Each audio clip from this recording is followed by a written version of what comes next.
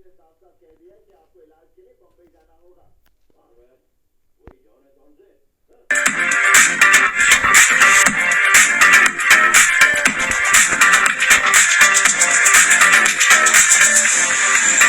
आपकी सेहत की बात है, भगवान न करे कुछ हो जाए तो ऐसा कर बड़ा जाना बड़ा बेटा तू। हम जानते हैं क्यों नहीं जाना चाहते, क्यों नहीं जाना चाहता, हम नहीं बताएंगे। अरे बताना, नहीं बताएंगे, अरे बताना नहीं तो दूंगा नहीं। आप सुई से डरते हैं दादा, कान खोल कर सुन ले मेरी बात। अरे कान छोड़ोगे तो सुनूंगा ना, हाँ तो सुन। Highway truck driver breakfast egg masala Maggi. Deogarh में देव नाम का एक लॉरी ड्राइवर था। वो अपने परिवार के लिए बहुत मेहनत करके काम करता था।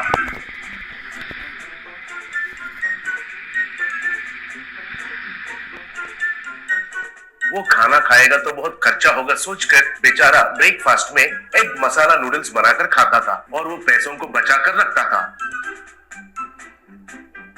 उसका एग मसाला नूडल्स के लिए वहां पर रहने वाले बहुत सारे ड्राइवर्स फैंस थे। सब लोग उनके पास ही रुककर देव से एग नूडल्स बनवा कर खाते थे।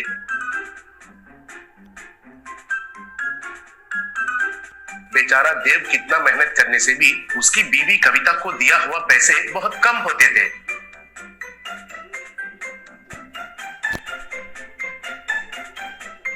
फिर एक दिन देव अपने बच्चों के लिए खिलौना लेकर गया। उसको देखकर कविता, ओहो, बड़े साहब को 1 महीने के बाद घर का याद आया लगता है। बच्चों के लिए तो हमेशा खिलौना लाते हो, मेरे लिए कुछ भी क्यों नहीं लाते हो? बोली। तब देव, तुम्हारे लिए क्या लाना है? तुम थोड़ी ना छोटी बच्ची हो जो खिलौना लाने के लिए, और वैसे भी लाया हुआ पैसे सब तुम ही लेती हो ना। उसके ऊपर घर में करोड़पति के जैसे सामान खरीदती हो।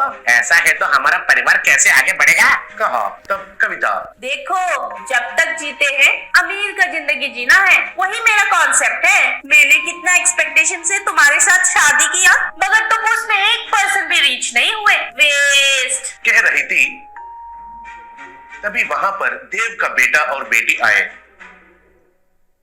फिर पिताजी से देव का बेटा सुमन, पिताजी प्लीज पिताजी, मुझे एग मसाला नूडल्स बनाकर खिलाइए। बहुत दिन से आपका खाना मिस कर रहा हूँ पिताजी। कहा। तब कविता, ओहो, तुम्हें हर रोज जो बनाकर देती हूँ वो कचरा है। आपके पिताजी आते ही खाने के लिए कैसे तड़प रहे हो, और वैसे भी आपके पिताजी ने मेरे लिए एक बार भी खाना बनाकर नहीं खिलाया। क्या है पता नहीं।